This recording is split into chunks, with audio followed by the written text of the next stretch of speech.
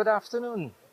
Um, we're at the final day of the VIV trade show in Utrecht in the Netherlands, and with me here is Robert Nijkamp from this country.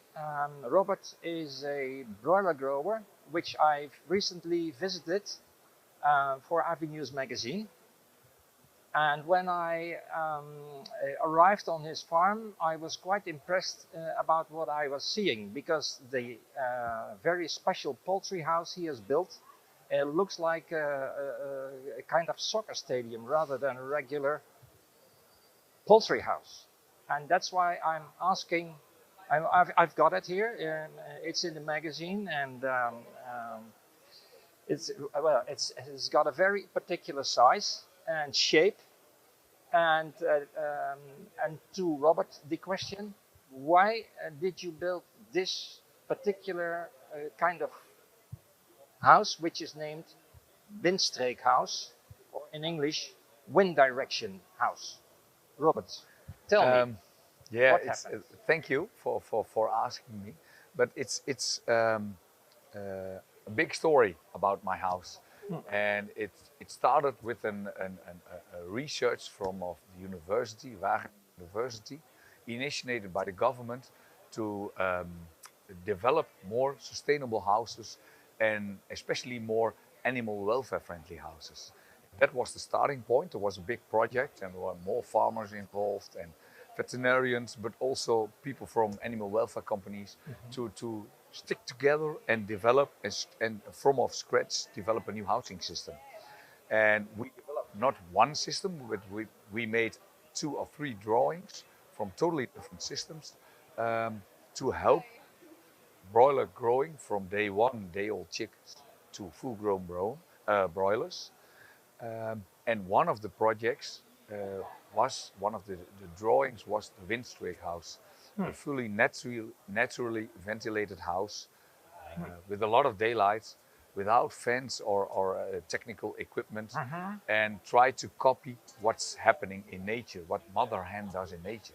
That was the principles of this drawing. And because I was one of the founders of all the 3 drawings, but I was most surprised and happy with the simple version, the windstreek version, the wind direction version of our drawings. And I say, okay, if this can work, we have to calculate, then I like to build it on my farm. That's how it started. Yeah, okay, a drawing is one thing. A drawing can be beautiful, but once you start building, you start investing. And what did you decide to indeed start building the house?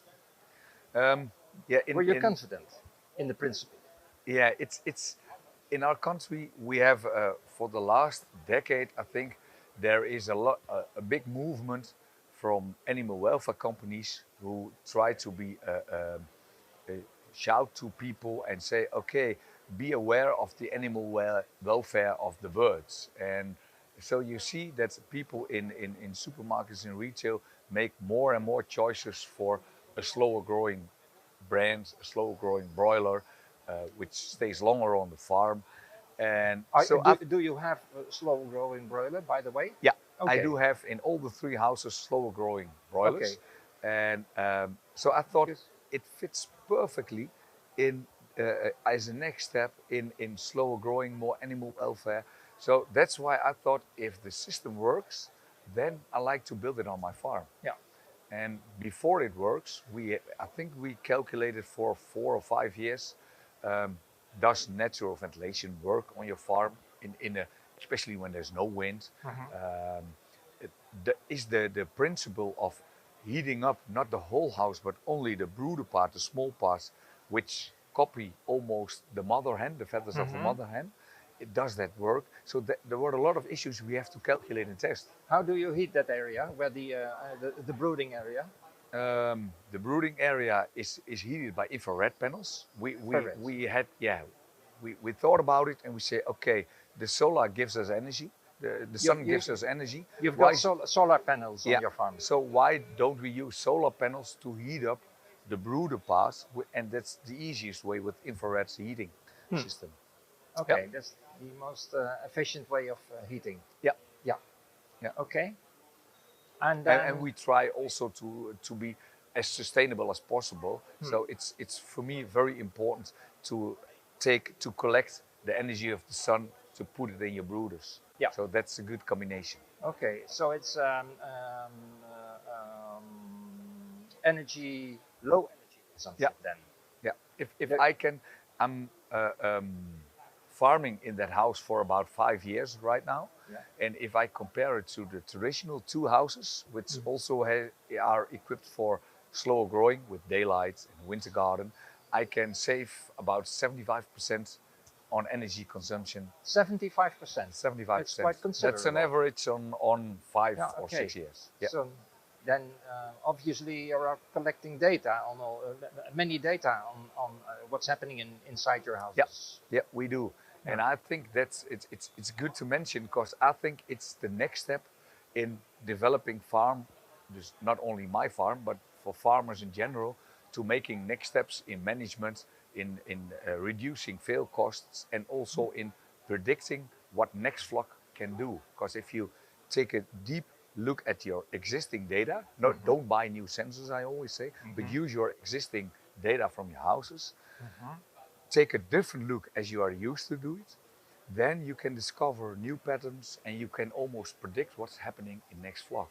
So I think we are just at the beginning of data collection and especially in data analysis, but it can help farmers to take a deeper look into your farm data and to set up your management to a next level. Yeah, that sounds promising.